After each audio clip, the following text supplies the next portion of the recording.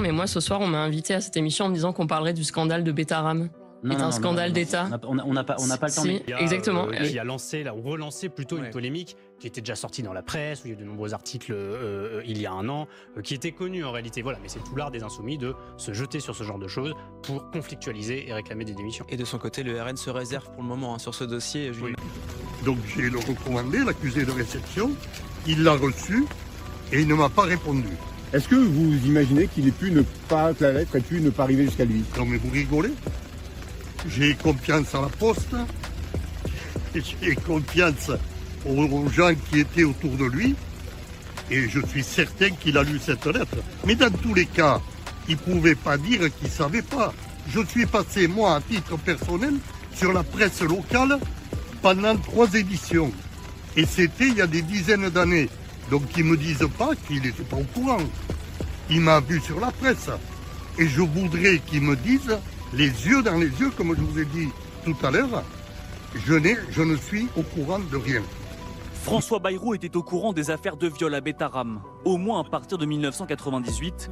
C'est en tout cas ce qu'affirme Christian Mirande. À l'époque, François Bayrou va à la rencontre de ce juge en charge de l'affaire, une rencontre d'ordre privé. Il était inquiet parce qu'il y avait un de ses enfants élève, qui était élève à Betaram. Ce qui ne m'a pas choqué du tout, puisque tout le monde en parlait, les journaux locaux. Il n'a rien appris, en venant me voir, qui n'ait été publié déjà auparavant dans les médias. En plus de son fils, qui est donc à l'époque scolarisé dans cette institution catholique, sa femme y donne également des cours de catéchisme.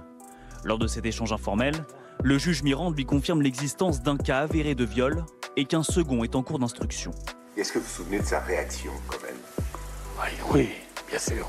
Il n'arrivait pas à le croire, il trouvait ça incroyable. Ce témoignage du juge Mirande interpelle quand on sait que François Bayrou a assuré en début de semaine devant les députés qu'il n'était au courant de rien. Je n'ai jamais été informé de quoi que ce soit de violence a fortiori sexuelle. Jamais. Est-ce que vous croyez que nous aurions scolarisé nos enfants dans des établissements dont il aurait été soupçonné ou affirmé qu'il se passe des choses de cet ordre? En l'occurrence, son fils était déjà scolarisé à Notre-Dame de Betaram lors des premières affaires de viol. Hier soir, le porte-parole des victimes de Betaram a annoncé que François Bayrou l'avait enfin appelé. Il lui reprochait de n'avoir eu aucun mot pour les victimes depuis le début de l'affaire.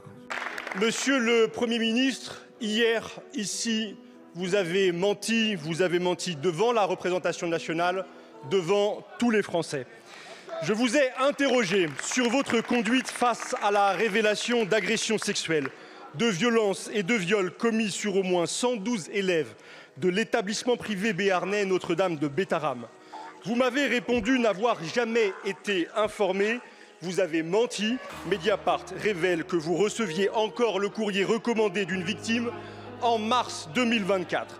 J'ai rappelé qu'alors ministre de l'Éducation, vous aviez manifesté votre soutien à l'établissement après une première plainte pour violence sur un élève. Vous m'avez répondu ne plus être ministre au moment de son dépôt. Vous avez menti. La plainte fut déposée en 1996. Vous quittiez le ministère l'année suivante.